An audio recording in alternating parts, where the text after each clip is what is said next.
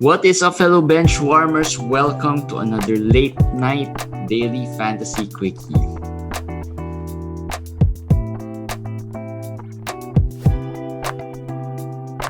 Hey guys, what's up? Sorry for late night quickie. There were some.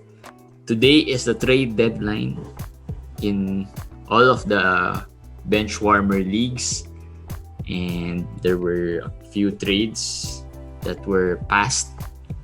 It's just like the real trade deadline that was passed to me.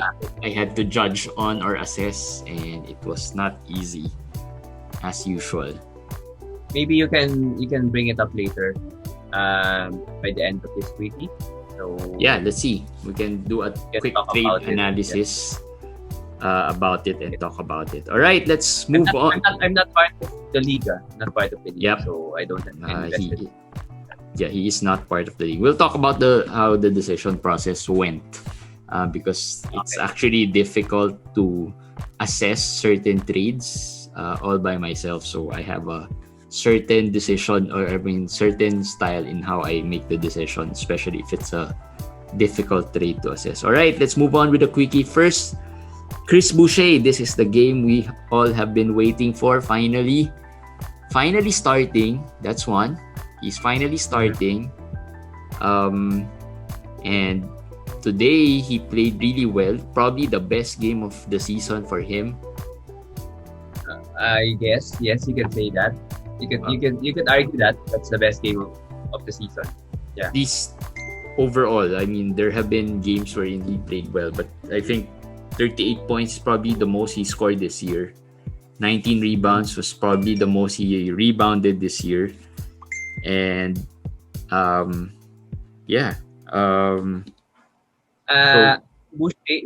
has been unfairly judged the whole year, in my opinion. He's currently still a top 25, top 30 player as a whole.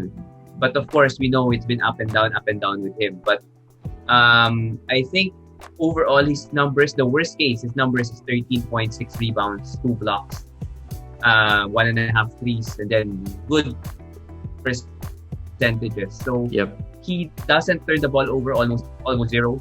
So he's unfairly judged. And today, the Boucher lovers came out again. Of course, this is in the heels of Toronto signing Khem Birch. Mm-hmm. So we have to talk about that. That's the elephant in the room. Khem Birch. Everybody's like, is it Birch? Khem Birch time. And I'm like, yeah, he's gonna affect Boucher, but I would think Boucher should still be the primary big man. Right? Yeah, he should be the primary big man, but again, we don't know what goes on Nick Nurse's head. Right? So we don't know what will be there. But obviously, the 38 points and 19 rebounds is something not doable. It's repeatable in the sense that he will do it consistently, get 30 points and 10 rebounds. He has the potential to do that from time to time. Not all the time, but still, I think the frustration is with Boucher is that the consistency. But I'll just add here, the thing for me is not the 38 points and 19 rebounds. The thing for me here is the 36 minutes. He never gets that amount of minutes, whether whoever is out. Even when OG and Pascal were out, he never got those kind of minutes. So that's the important thing for me. If he gets 30 plus minutes, there will be games like this. Maybe not 38 and 19, 30 plus points without Lowry, without Fred VanVleet. Yes, there should be games like this. Now, will Nick Nurse play him consistent? It's a second straight 32 minutes and up game for Boucher. Yep. So let's see, because Khem Birch entry might put it down again to 23, 24, right? Yeah, so, and Toronto missed several players as well. Right? So they didn't have VanVleet, although he's still injured, he's still out. They didn't have Bembry, who was suspended. So that might have affected a little bit the rotation because they just played 8 players. They usually play 9 to 10 players. But yeah, this is a good sign, I guess. The minutes hopefully sticks to the 30 plus minutes. I doubt it. Most of the starters played lots of minutes. OG played 40. Siakam played 38. Yes. I mean, these are quite high numbers, high minutes. When you talk about playing time, usually unheard of, really. 40 minutes, except for maybe in New York. No, but you have to remember they are missing Fred VanVleet and OG. Sorry, Kyle Lowry. So that's the reason they played those guys heavy minutes, and they were without Bembry, DeAndre Bembry, who was suspended, and then Patrick Macau was waived. Yep. So they had basically nobody in their bench. So that was the context of it. That's why I don't really think Boucher would be able to sustain 30 plus minutes. Yeah. Especially when first coming. Yeah, so there, congratulations if you held on. There were some managers who dropped Boucher. I would say just move on, guys. Just move on. Don't dwell on it. Don't dwell on it. He won't give you these numbers every time, and the minutes is still a question mark. Although it's been trending up, but it's still something that we can peg a question mark in, I guess. No, but I will say, if you drop Boucher, it's a mistake.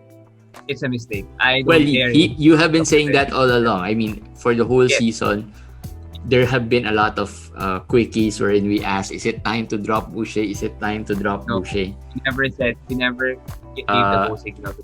And Commish has always been strong in his conviction that no, you don't drop Boucher even if he's not playing well at that time, during that time, because he is a very high upside player. But hey, if you are in the playoffs, even if you after dropping Boucher, then maybe like what Commish said, something might have worked as well, right? So just move on, right? Just move on and play on with whatever you have. All right.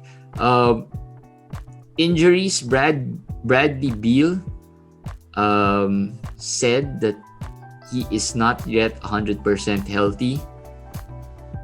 He just played last game because he didn't want to miss another game. He played through it, though he played quite well. What's this? Is this something that most likely something that would worry fantasy managers? It should. For every game day for 2 weeks, he has been uncertain to play. This is from the article that I read. He will prepare every day, and then he will conduct even pre-game warm-ups.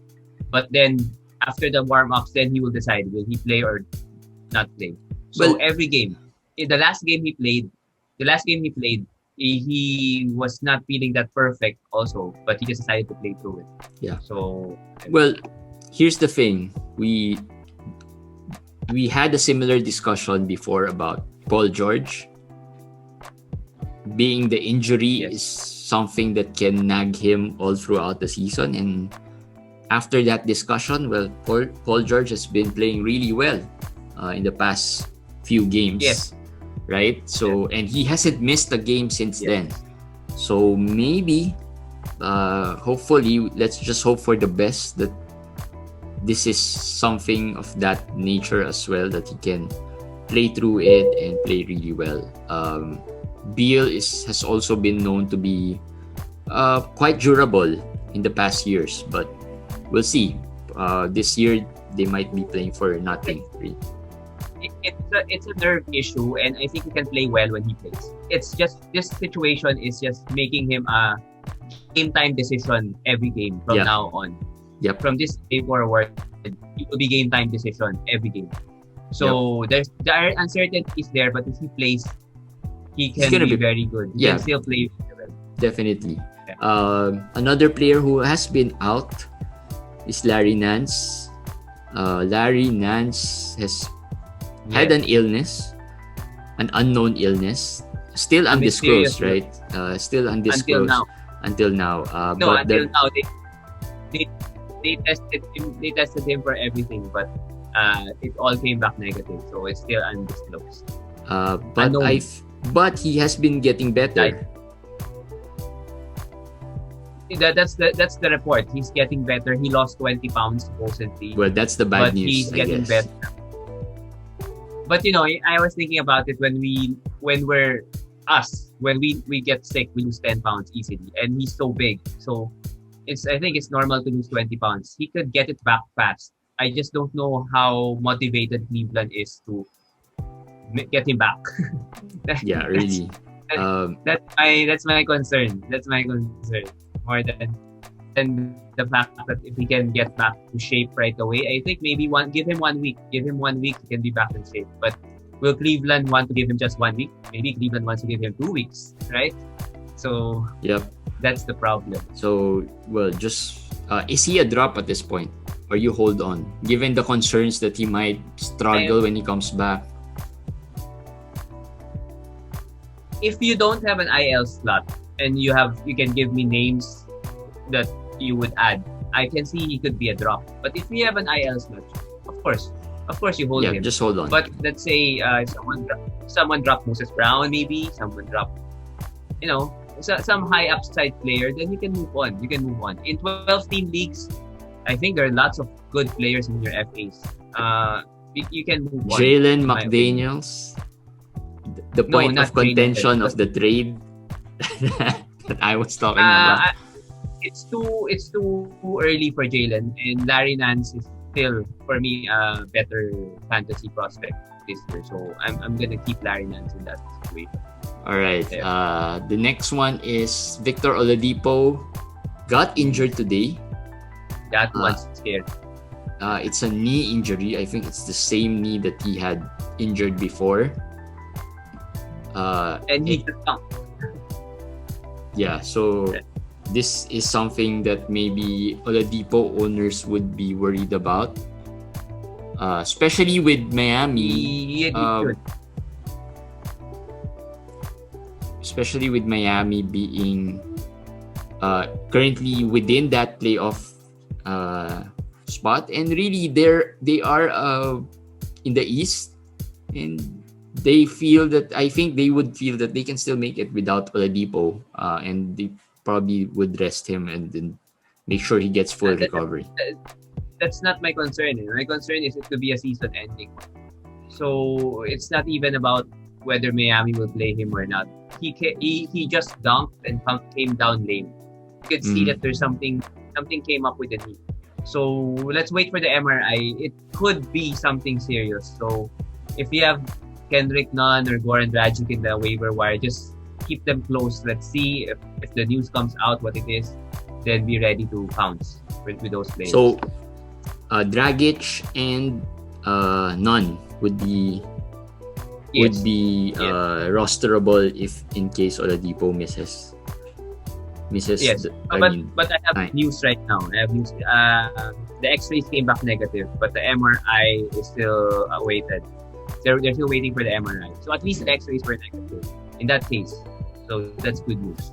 All right. So let's see. Let's wait. Probably tomorrow they'll have more updates on Oladipo's case, and hopefully it's not bad news that we'll be hearing tomorrow. Good news though, Mike Conley and Kristaps played back-to-back today, so at least there's that. People were concerned about Mike Conley not playing back-to-back, and we were also concerned about Kristaps' wrist injury. Yes. A few days ago, but looks like they're fine. Conley's first game in a back-to-back situation. I think a big factor in today's game is that they played they played Phoenix today. No, right? They played Phoenix yesterday. So yesterday, and then today it's Portland. So I think having going up against two teams that are playoff contending teams maybe have played a role in why he played back to back. Because he's not even injured, right? He's not even injured.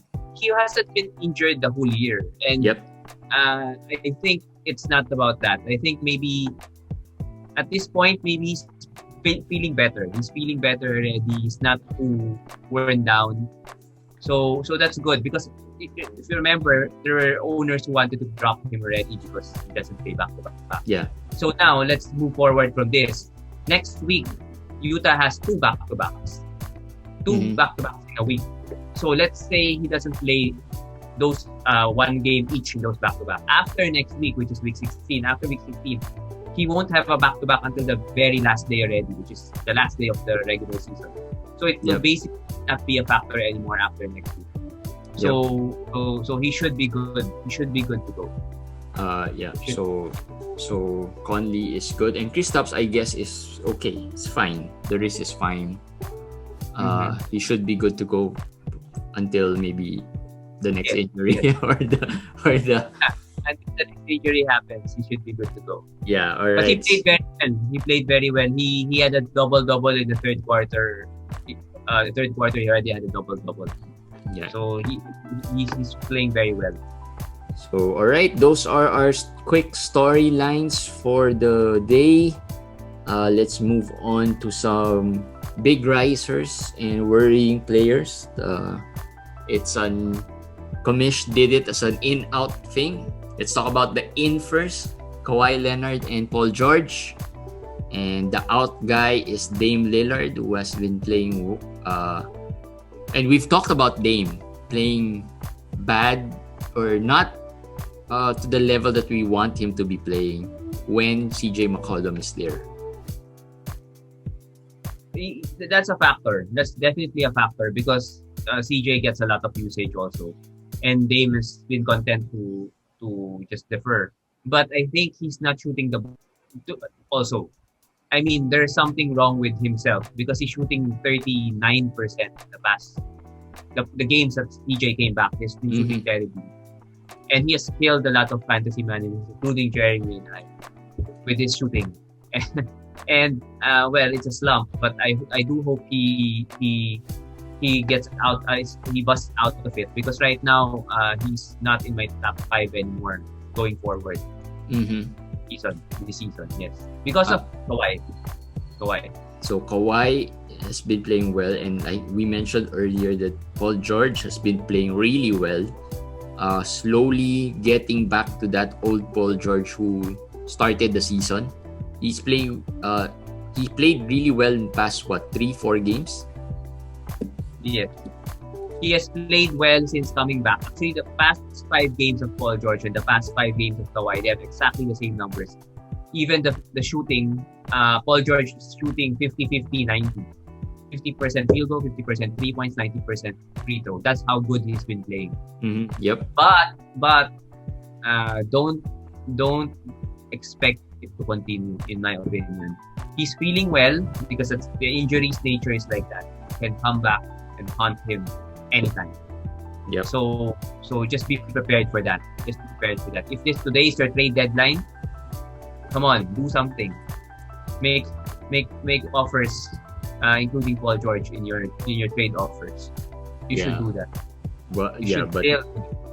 But if your trade deadline has passed, well, you can just ride him out, and hopefully you'll be able to weather the storm in case he struggles again. Kawhi, on the other hand, he's good. Has been really good throughout the season, and he has been consistent, and he has been top 6, 7 throughout the season, even top 5. I think he's higher than that. I'm not sure, but I'll check. But I just hope tomorrow there's no lame injury that comes up again, because it's a back-to-back tomorrow. He's number 4. Kawhi is number 4. Yep. And to be fair to Kawhi, he hasn't really missed much games, other than the other time where he missed, I think, a couple of games. That was before the All-Star break. And this is my point. I mean, if we try to... this is a lesson I myself should learn. If you try to be a forecaster, a fortune teller in fantasy, it can bite you in the ass, right? Carl Anthony Towns, Kawhi Leonard, people are saying, okay, these guys will not be good fantasy playoff time, right? But who's out? Bradley Beal is out, right? It's not these guys. It's not guys who are usually injured. So you could not, when you make moves, don't be too over analyzing things. Sometimes, you will really not know what will happen. Well, there's always, here's what I learned this season, and one, there's always risk of injury regardless of who the player is. Yes. And with the way teams have been very cautious about their players, there's always risk of rest. We don't really know who's gonna be rested, who's gonna be playing. Even at the end of the season, we still don't know. And the way I see it, that evens out the playing field. I think Kawhi just had a reputation before wherein he was resting. But if you got him way below, the top 5 or even top 10, because sometimes he's being drafted outside of the top 10. He was, yes.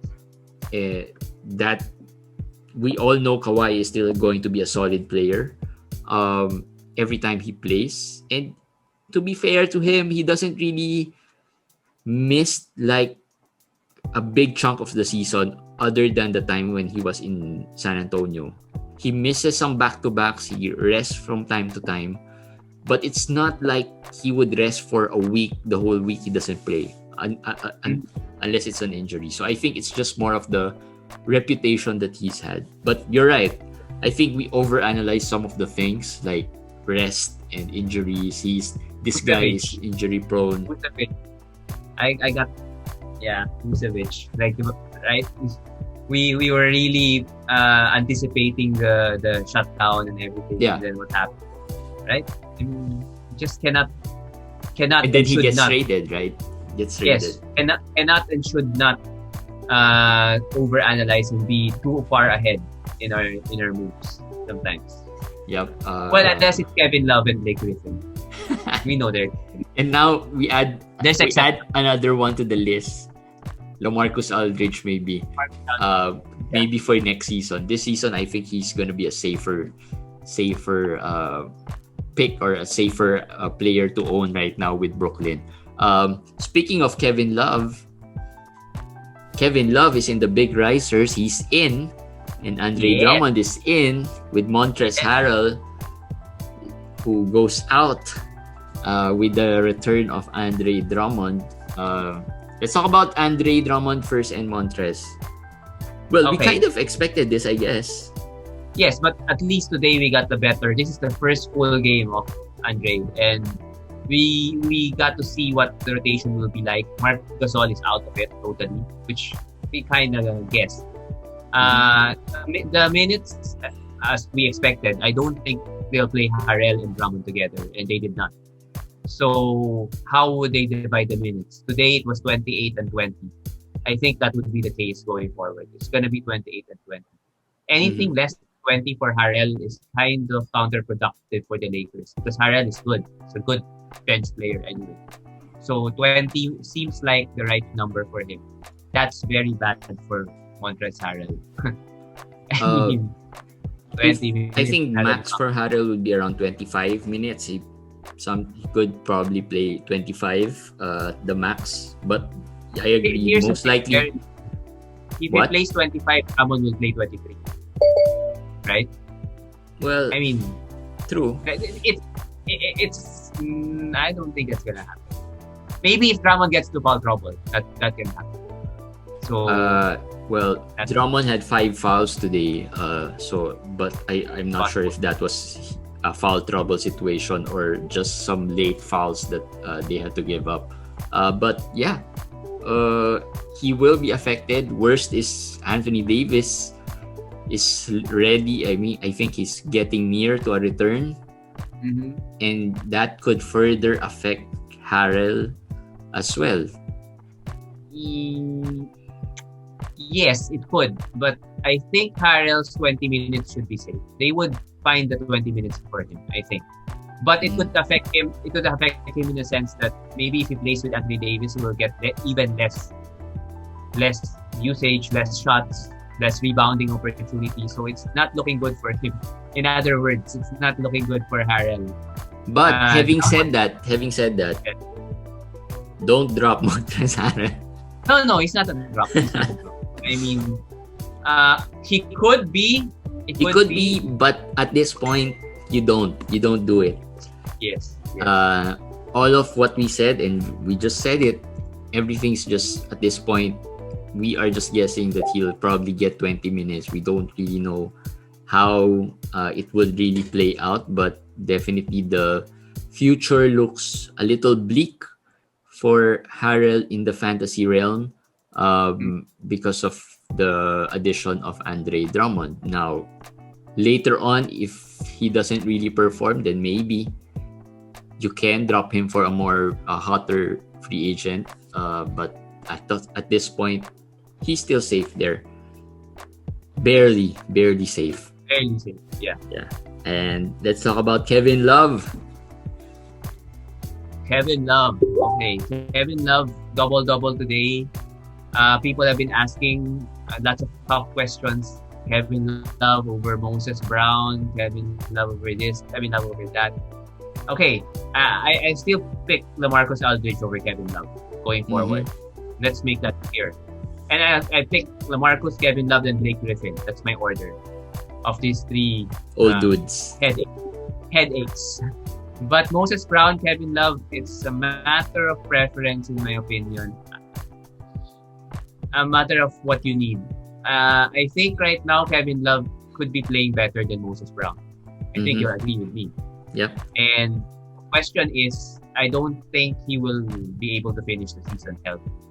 So if you need short-term help, pick him up, but expect to drop him eventually. So eventually you might lose Moses Brown also because you might not be able to get him back. But if you need the help right now, I think Kevin Love could help you a lot. And again, maybe he does play. I'm playing the devil's advocate here. Maybe he does play for the rest of the season. He's just averaging 20-25 minutes a game. He's not being forced to play 30 minutes. So maybe that, and he rested the whole first half of the season. Come on. If he doesn't play the whole second half, I don't know, man. But let's make a bet. No. How many games do you think he's gonna play? How many games left? Cleveland is right now 51 games in, so that's just 21 games left. So, okay, I think he plays 16 games. Okay, I'll go under. Under 16 games? Yeah, I'll go under. Okay. 16 games. Under 16 games. I'll go under. Does he play back to back now? We haven't reached that point yet. So I'm pretty sure they won't have 5 back to back. So at least that's one thing for sure. All right. So 16 games, and Commish is going under 16 games. So let's see what happens after the season. I'll be counting every game that Kevin Love misses. 21 games. Okay. Yeah. All right. Waiver wire specials. Just quickly. Isaiah Stewart started today. Mason Plumlee sat out once again. And Jeremy Grant. Jeremy Grant sat out as well. So that means big game for Isaiah Stewart. He had a double, I think. 16-14, something like that. Let me check. Yes, 16 points, 13 rebounds, I think, couple of blocks. The thing is that it's a legitimate injury for Mason Plumlee. Yep. He is day to day, but it's a concussion, so they might play it safe with him. And I'm so happy because I got him back. Yes. I think a few days ago, I dropped him for a player just to stream for Marcus Morris. I think just to stream Marcus Morris. He wasn't playing well. Then he started. He played well. Then he didn't play well the second game because he came off the bench. He was dropped, so I got him again. So Hooray for that. And I didn't have to use my waiver priority for that. Killian Hayes, we were talking about this yesterday. He's a popular guy right now, Killian Hayes. He's a Who popular did we guy. compare him to? Cole Anthony. Okay, who would you rather have, Cole Anthony or Killian Hayes? It's like this. I'm not a fan, you guys know. I did get to watch part of the game a while ago. He didn't play a lot of minutes, but the minutes he played, he was good. He was doing pretty good things. He was not forcing their shots. He was passing. He had a lot of good assists, and he had a block on Tyrese Haliburton at the end of the game that was okay. So maybe he's not bad as I think he is, and I think the long injury rest helped him make the game, slower for him. Let's I put things in perspective first. He was Mhm. against the Kings, who's not really the best team out there. Okay, so let's put some context into it. He was against the Kings, probably one of the worst teams in the league. Yes. But yeah, we'll have to see. Watch out for him. Watch out for him. I think he can have a good last few weeks of the Mhm. season. If Detroit decides to just let him go, I mean, you just play as much minutes as you can. There's potential there. All right. So All right, and other waiver wire specials. Hartenstein, Dean Wade, and Torian Prince. All from Cleveland.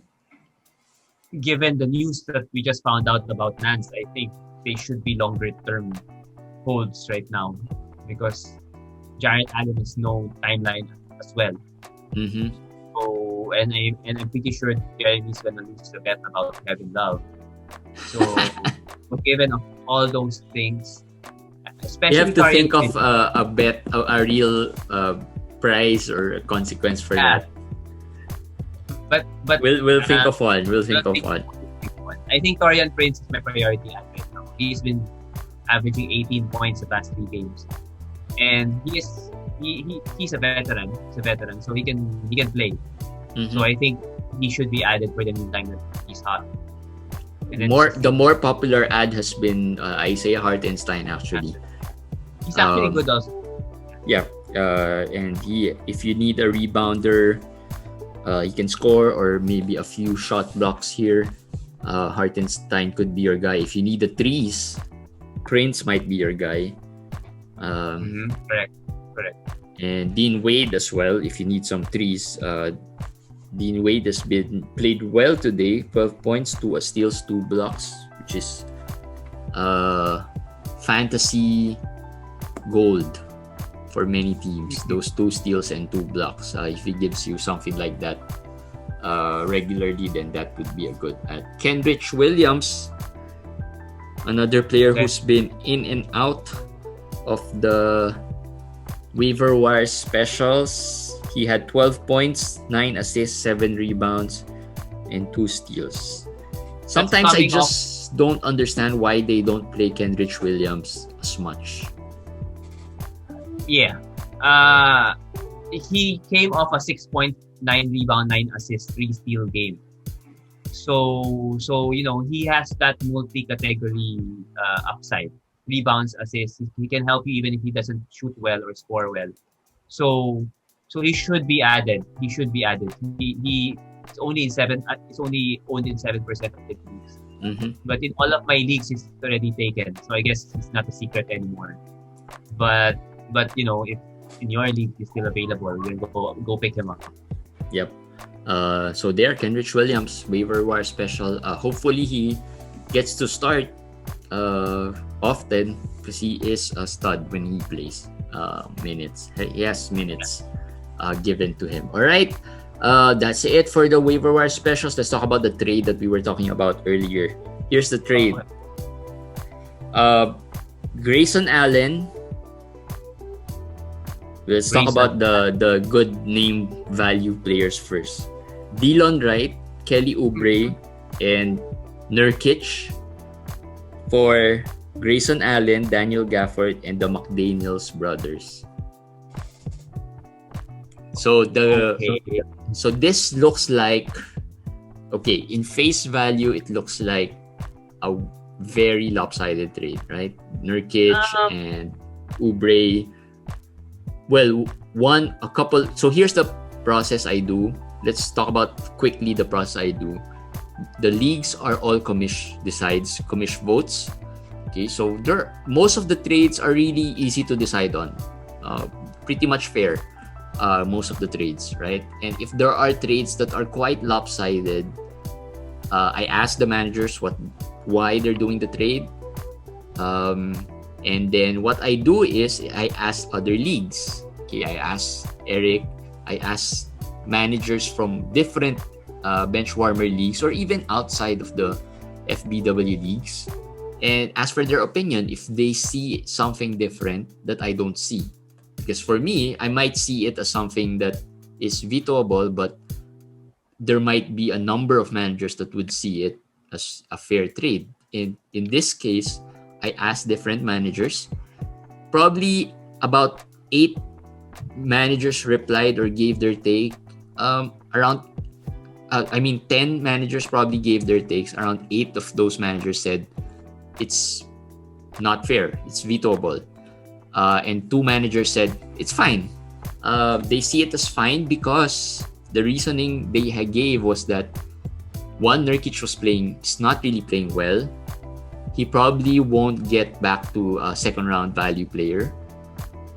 And the McDaniels brothers, although currently they're not good yet, they can be high upside players. That's what they're thinking. Like, there was one manager who commented that the McDaniels brothers might not give you the stats now, but they might be the difference maker in the finals or in the playoffs, especially if your playoffs is around week 18, 19. Nurkic, on the other hand, has name value, but really, if you look at his game thus far this season, it hasn't been that good. So that's what the other managers were saying. Of course, most of the managers felt that it's vetoable. I vetoed it based on how majority saw it, but I can understand why it can also be allowed. I just went with the majority, given that. So it was vetoed already. Yeah, it was vetoed already. There was a new trade that was submitted, but I haven't seen it yet. Okay. I can see it could be a veto. I agree with everything Jeremy said, but bottom line is Oubre is the best player in the deal. It's not close. Nurkic, for me, is the second best player in the deal. Mm-hmm. It's close with Jaden, and Grayson might be, Grayson Allen and Jaden. More of Jaden. Okay, let's put the potential into it. With the potential of, he might be close with Nurkic, but the others, Jalen had one good game. So that's not enough for me. Gafford, 2 to 3 good games. And he's injured. I know he should be back soon or whatever, but he's still injured. Mm-hmm. So I don't see the logic for the other man. So and just to put things in perspective, the one getting Nurkic and Oubre is second place right now, and the one getting the other end of the deal is 9th at the moment, and is tied for the 8th spot. And that 7th and 8th spot are close. There's 1 game difference among 4 managers playing for that 2 spots. So it's not okay. There could be